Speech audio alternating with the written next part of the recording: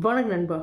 இந்த வீடியோ நம்ம டிஸ்கஸ் பண்ண போகிறோன்னு பார்த்தீங்கன்னா, நம்ம ஜனநாயகன் படம் தான் நம்ம தளபதியோட கடைசி படம். இந்த படம் வந்து எதுக்காக ரீமேக்காக வந்து எடுத்திருக்காங்க, எதுக்கு அந்த ரீமேக் சென்டிமெண்ட் வந்து நம்ம தளபதிக்கு வந்து இவ்வளோ வந்து ஃபேவராக இருக்குன்றதை இந்த வீடியோ டிஸ்கஸ் பண்ண போகிறோம். நீங்கள் இந்த சேனலுக்கு புதுசாக இருந்தால் அந்த சேனல் சப்ஸ்கிரைப் பண்ணி பெல் ஐக்கனும் கிளிக் பண்ணி வச்சுக்கோங்க. வாங்க நம்ம வீடியோக்குள்ளே போகலாம்.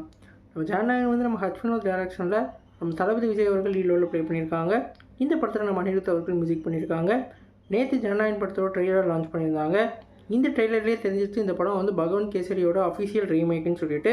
ஏன்னா ஒவ்வொரு ஃப்ரேமும் ஒவ்வொரு கதைக்களமும் அந்த கதைக்களத்தை ஒத்தியே வந்து ட்ராவல் ஆகிட்டு இருந்தது.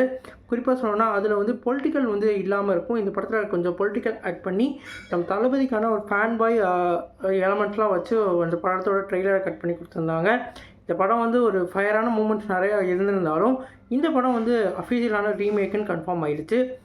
இப்போ நிறையா பேருக்கு ஒரு கேள்விக்கு எழுந்திருக்கும், இந்த படம் தளபதியோட கடைசி படம், எதுக்கு இந்த படம் வந்து ரீமேக்காக எடுக்கிறாங்க, ஏன் கடைசி படம் ரீமேக்குக்கு வந்து நம்ம தளபதி போகிறாங்கன்னு கேட்டிங்கன்னா, நம்ம தளபதியோட ஒவ்வொரு கெரியர்லேயும் ரீமேக் படம் வந்து வேறு லெவலில் வந்து அவருக்கு வந்து க்ரோத்தை கொடுத்துருக்கு.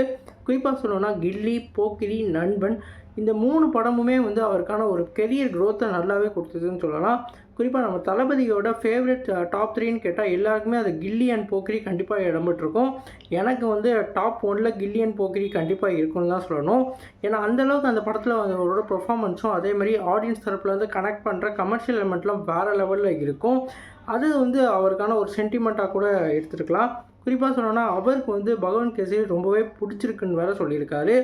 எப்பயுமே வந்து நம்ம தளபதியோட ப்ளஸ் பாயிண்ட் என்னென்னு பார்த்தீங்கன்னா, அவர் ரீமேக்காக நடிச்சிருந்தாலும் அது வந்து ஒரிஜினல் படத்தோட ரொம்பவே சூப்பராக இருக்கும். குறிப்பாக சொன்னால் கில்லி வந்து ஒக்கடு படத்தோட ரீமேக் தான். ஆனால் ஒக்கடு படத்தை விட கில்லி வந்து வேறு லெவலில் வந்து எல்லோரும் பேசப்பட்டாங்க. ஒரிஜினலோட இந்த படம் நல்லா இருக்குன்ற அளவுக்கு எல்லாருக்குமே அந்த படம் பிடிச்சிருந்தது. ஏன்னா அந்தளவுக்கு நம்ம தரணி வேறு லெவல் மேக்கிங் பண்ணியிருந்தாங்க. அதோட நம்ம தளபதியோட அந்த மேஜிக்கல் மூமெண்ட்ஸ் நல்லாவே ஒர்க் ஆகிருந்தது. அதே மாதிரி தான் போக்கிரி படமும் வந்து நம்மளோட மகேஷ் பாபு அவர்களை வந்து நடிச்சிருப்பாங்க தெலுங்கில். அந்த படத்தோட ரீமேக்காக இருந்தாலும் நம்ம பிரபுதேவா வேறு லெவலில் வந்து எடுத்திருந்தார். அது வந்து ஒரு கமர்ஷியல் எலிமெண்ட்டுக்கான ஒரு பெஞ்ச் மார்க்காக செட் பண்ணிச்சு. குறிப்பாக அது வந்து நம்ம தளபதிக்கான க்ரோத்தை இன்னுமே இன்க்ரீஸ் பண்ணிச்சு. நண்பனும் அதே மாதிரி சங்கர் படம் வேறு லெவலில் வந்து பண்ணியிருந்தார். 3 இடியட்ஸோட அஃபிஷியல் ரீமேக்காக இருந்தாலும் அதில் வந்து நம்ம தளபதிக்கான ஸ்கோப் வேறு லெவலில் இருந்தது. அந்த மாதிரி தான் இந்த படத்துலையும் நம்மளோட ஜனநாயகன்லேயும் நம்ம ஹச்வினோத் அந்த மேஜிக்கல் மூமெண்ட்ஸ்லாம் கனெக்ட் பண்ணி அவர் ஸ்க்ரீன் பிளேயில் ஒரு மேஜிக் பண்ணியிருப்பாருன்னு கண்டிப்பாக நம்ம சொல்லலாம்.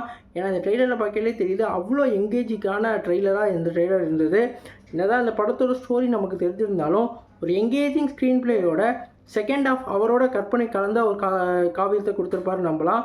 ஏன்னா பிங்க் படத்தோட ரீமேக்கை தான் நேர்கொண்ட பார்வைன்னு கொடுத்துருந்தாங்க. இந்த படம் வேறு லெவலில் சக்கப்போடு போட்டுச்சு. இந்த படத்துக்கு நம்ம அதை எதிர்பார்க்கலாம். நீங்கள் சொல்லுங்கள் ஃப்ரெண்ட்ஸ், இந்த ட்ரெய்லர் பார்த்தீங்கன்னா உங்களுக்கு என்ன தோணுச்சுன்னு கமெண்ட் பண்ணுங்கள். தளபதியோட கடைசி மூவி உங்களுக்கு என்ன எக்ஸ்பெக்டேஷன் இருக்குன்னு கமெண்ட் பாக்ஸில் கமெண்ட் பண்ணுங்கள். இந்த சேனல் புதுசாக சப்ஸ்கிரைப் பண்ணுங்கள். நன்றி.